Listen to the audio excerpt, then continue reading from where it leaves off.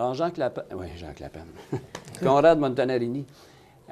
Bon, Yves nous amène au début des années 70, mais vous avez quand même suivi un peu un chemin parallèle, mais qui a quand même été un peu différent quand même de celui qu'a emprunté Yves. Là. En fait, pour revenir sur ce que Yves a apporté tout à l'heure, en 67, j'ai eu ma ceinture noire et on a vécu une époque où il était difficile de devenir ceinture noire au Québec pour les raisons que Yves expliquait tout à l'heure.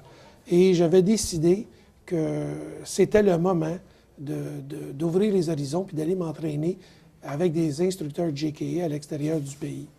Et j'avais fait un voyage en Italie en 66 où je m'étais entraîné avec des hauts gradés de Maître Shirai, qui est de représenté à l'époque KLM, la compagnie d'aviation KLM.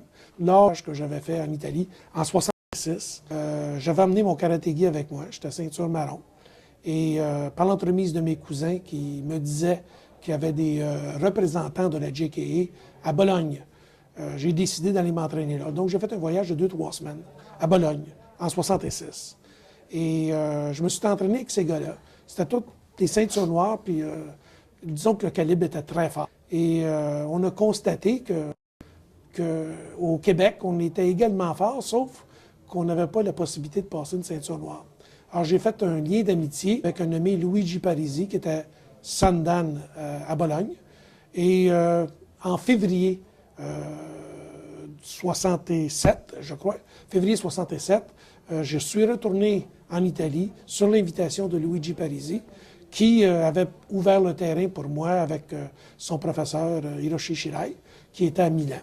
Alors je suis retourné en Italie faire une session d'entraînement avec Shirai et j'ai eu l'opportunité de passer une ceinture noire avec lui, même si politiquement, ce qu'il faisait était extraordinaire, parce qu'en principe, il était en charge de l'Italie et non pas de l'Amérique du Nord, mais il a décidé, de son propre chef, de me faire passer le grade de Shodan.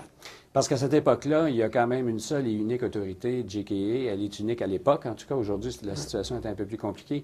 Et à cette époque-là, vous ne pouviez pas quand même bifurquer dans une branche ou dans une autre de la JKA. Il y en avait une seule, et il fallait quand même que vous vous y teniez. C'est exact. Et Shirai faisait partie de cette même directive, de cette même direction-là qu'a Sensei Nishiyama. Bien, écoutez, lui, il était instructeur de la JKA, il est en charge de l'Italie.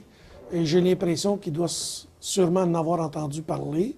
Mais il a décidé de m'octroyer une ceinture noire, nonobstant le fait que j'étais sous la gouverne de Maître Okazaki, qui était à Philadelphie, et que j'aurais dû attendre mon tour, comme Yves d'ailleurs, d'avoir l'opportunité de passer ma ceinture noire avec Maître Okazaki.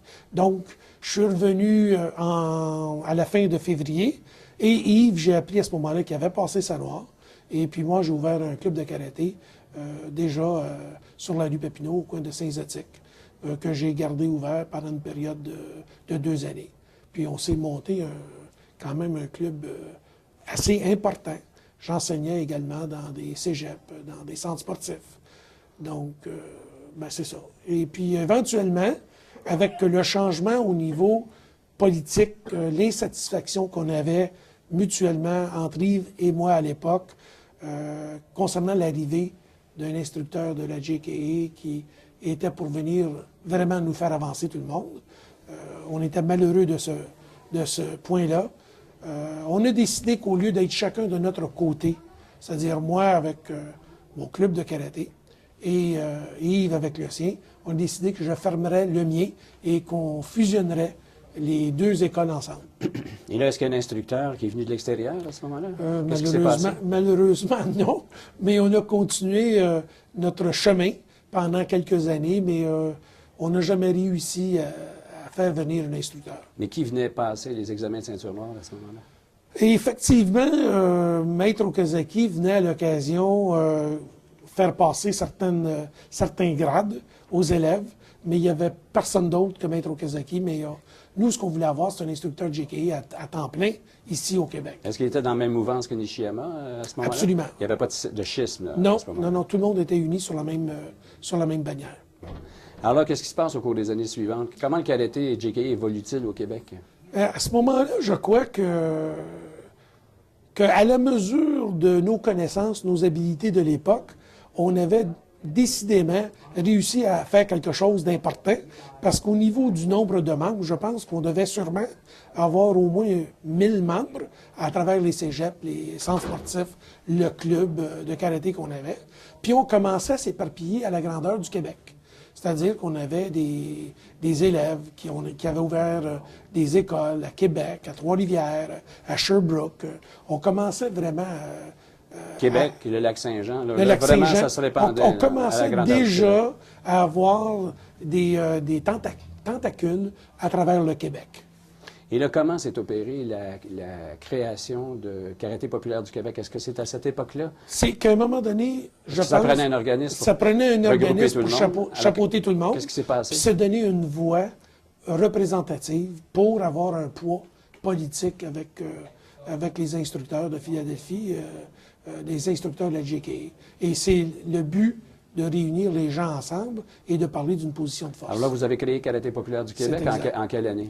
Je pense dans des débuts des années 70, si ma mémoire ne me trompe pas, en début des années 72, pour être exact. Donc, le Karaté populaire du Québec est créé. Tout le monde au Québec qui pratique le Karaté JKA se regroupe sous la bannière. Ceux sur lesquels on avait un certain contrôle, non, effectivement. Bon, alors là, on parle de combien de gens?